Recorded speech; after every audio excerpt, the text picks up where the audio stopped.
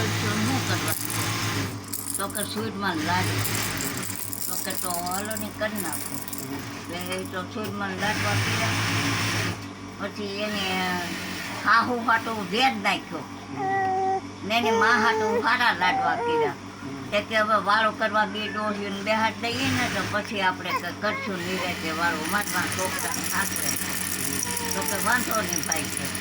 હાલે એમ જ હોય ને તે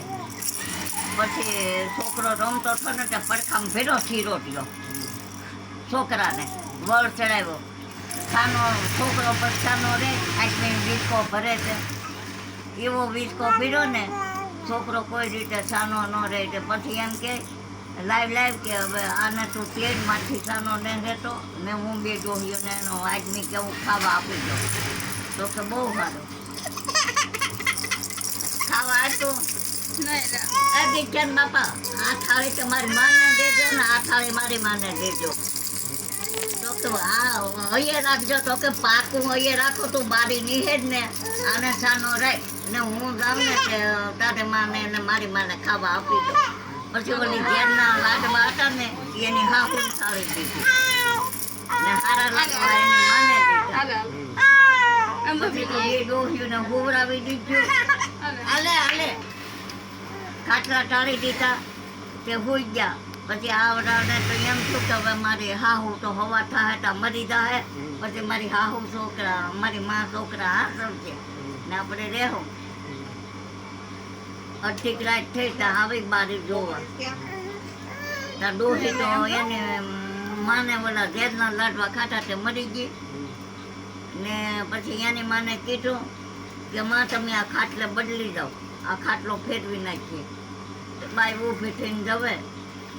તેમ કે તો કે મરી જાવ કે શું આય અને એમ થયું કે મારી હાહુ મરી ગયા હવે અંધારા પહેલાં થવા સ્વરૂપ ને નતા તે અંધારે જીતા શું કે પછી ખોરાવે ખાટો મરી ગયા પછી બાઈ કે તમારી માં તો હે તમારી માં તો મરી ગયા તો કે બોલો ભાઈ કે હે હું છું કે મારી માને એટલે હાલ જવે તાકે કે હવે આપણે કોઈને કહેવું ને આપણે ખાટ છે ઊંડી ને તેમાં ખાટો મેં જ કરવા તે રાખી દઈએ કે મારી માને તો બાય તો એમ છો કે આખડી હવા થાય ને તો કોઈ ભાળશે ને તો એકદમ ઊંડો ખાટો કરી ને ડોહી દાટી દીધા દાટી અને પછી કે દીક્ષાન બાપા હવે કેટલું અંધારું છે તો કે હજી તો લાટ અંધારું છે ભરકરું છું પહેલાં 4 વાગ્યાને ભરકરું કહેતા તો કે ઠીક તો હું દળું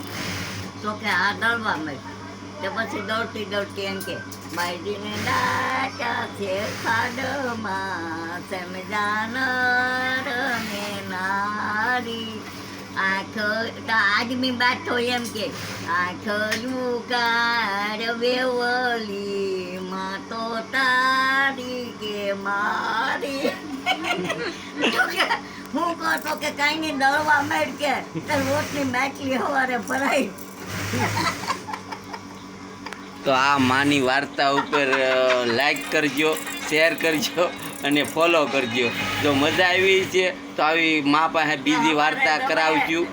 જય દ્વારકાધીશ.